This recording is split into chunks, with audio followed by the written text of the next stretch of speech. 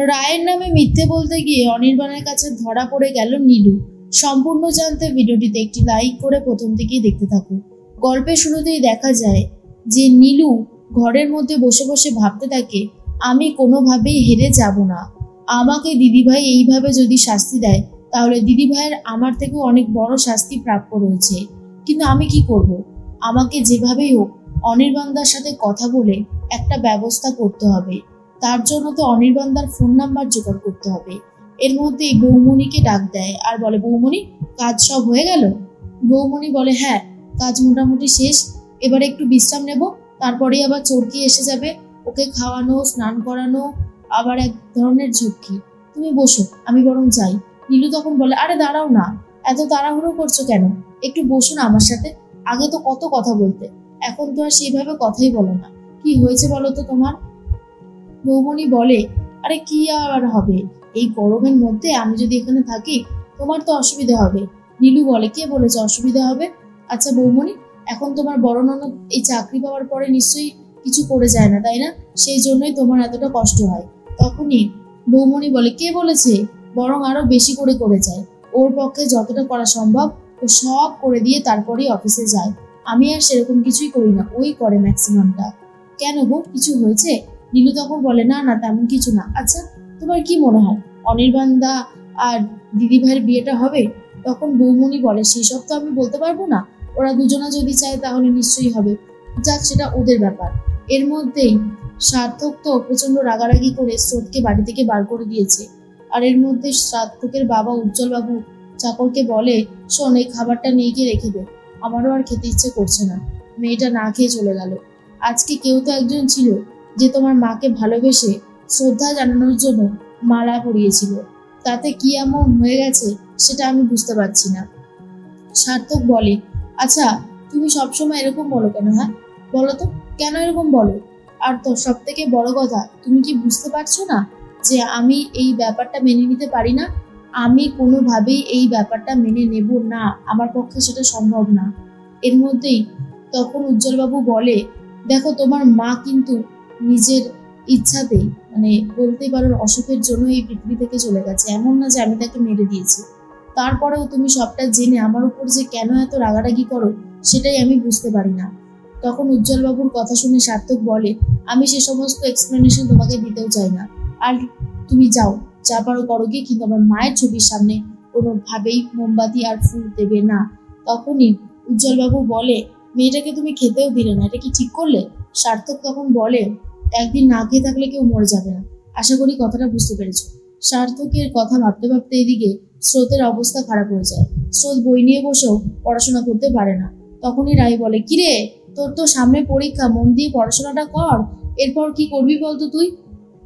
স্রোত বলে, ভালো লাগছে না রে দিদিভাই, আমার জীবনটা না কেমন যেন একটা হয়ে গেছে। রাই তখন বলে, কেন, কি হয়েছে আবার? সার্থক স্যারের সাথে কি আবার ঝামেলা হয়েছে? তখনই স্রোত বলে, জানিস তো, ওনার বাবার সাথে আমার দেখা হয়েছিল। রাই বলে, কেন, ওর বাবা কি আবার কিছু বলেছে নাকি তোকে? তখন স্রোত বলে, ধুস দিদিভাই, তুই তো পুরো কথাটা শুনছিসই না, তার আগেই শুরু করে দিয়েছিস। জানিস, সার্থক স্যারের মায়ের আজকে মৃত্যুবার্ষিকী, তো আমার সাথে বাজারে ওনার দেখা হয়েছিল। উনি আমাকে ইনভাইট করেছিল, মানে উজ্জ্বল স্যার, উনি আমাদের হসপিটালের সাথে জড়িত আছে। আর তারপর আমাকে যেতে বলেছিল, আমি গেছিলামও। তো সার্থক স্যারের মায়ের ছবির সামনে আমি একটা ধূপকাঠি মোমবাতি জ্বালিয়েছিলাম আর গলায় মালা পরিয়ে দিয়েছিলাম, ব্যাস, মানে ছবিতে আর কি। সেটা দেখার পরে উনি যে কি রিয়াক্ট করলো সেটা আর বলার কথা না। তুই বল না, আমি কি এমন কিছু অন্যায় করেছি? সব সময় উনি যদি এরকম করতে থাকে তাহলে আমি কোথায় যাব? রাই বলে, দেখ, আমি বলি কি স্রোত, আমার মনে হয় তোদের ওই সার্থক স্যারের মায়ের ব্যাপারটা ওনার কাছে অনেক বেশি, মানে বুঝতেই তো পারছি, সেন্সিটিভ। উনি হয়তো এই ব্যাপারটাকে নিয়ে খুব একটা খোলাখুলি আলোচনা করতে পারে না, আর মায়ের ছবির সামনে এসব রাখাও পছন্দ করে না। তাই হয়তো কোথাও একটা ভুল বুঝে ফেলেছে। আমার মনে হয় এইসব ব্যাপারের মধ্যে তোর না থাকাই ভালো। আর তোর তো সামনে পরীক্ষা, মন দিয়ে পড় বোন, না হলে যে রেজাল্ট খারাপ হবে। আর একবার যদি রেজাল্ট খারাপ হয় তখন কিন্তু কান্নাকাটি করেও আর রেজাল্ট ভালো করা যাবে না। তুই বুঝতে পারছিস তো আমি কি বলছি? স্রোত তখন বলে, সবই বুঝতে পারছি দিদি, কিন্তু মন খারাপ থাকলে আর কি করেই বা পড়াশোনা করবো? তুই বল না, মন খারাপ থাকলে কি আর পড়াশোনা করা যায়? সার্থক স্যার শুধু বিনা কারণে আমাকে বকাবকি করে, রাগারাগি করে আমার উপরে।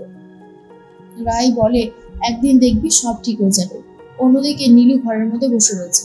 আর বসে বসে ভাবে দিদিভাই তো রান্নাঘরে রয়েছে, দিদিভাই কি নিজের ফোনটা নিয়ে গেছে? দেখি তো একবার একবার ঘরে আগে সার্চ করে নি।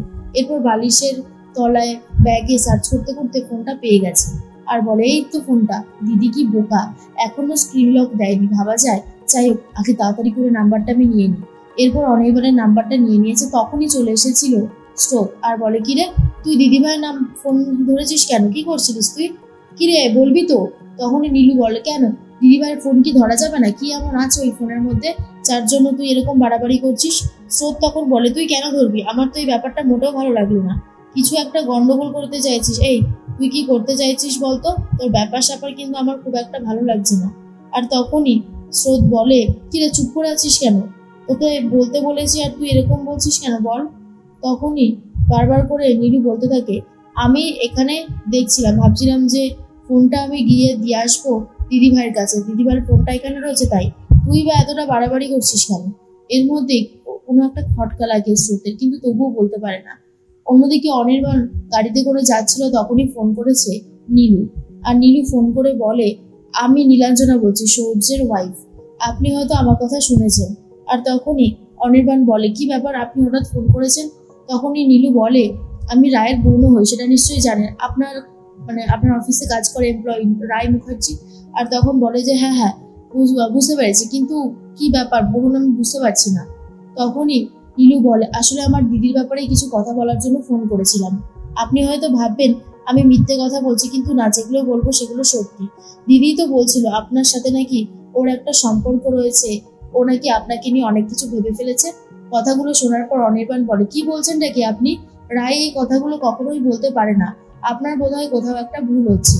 নীলু তখন বলে না না অনির্বাণ দা, আমার কোনো ভুল হচ্ছে না, দেখো আমি তোমাকে সাবধান করার জন্যই ফোনটা করেছিলাম।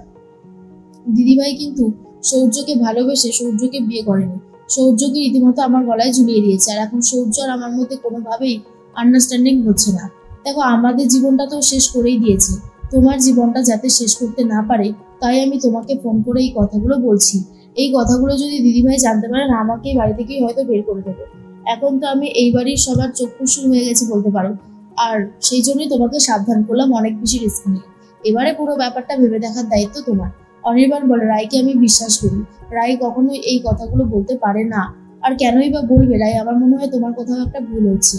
নীলু তখন বলে আমার কোথাও ভুল হচ্ছে না অনির্বাণ দা, যেটা বলার ছিল বলে দিলাম, বাকিটা তোমার কথা। এরপর ফোনটা কেটে দেয়। অনির্বাণ বলে রায় এরকমটা বলতে পারে, আমার তো কোনোভাবেই মনে হয় না, কিন্তু নীলুই বা আমাকে ফোন করে এই সমস্ত কথাগুলো বললো কেন?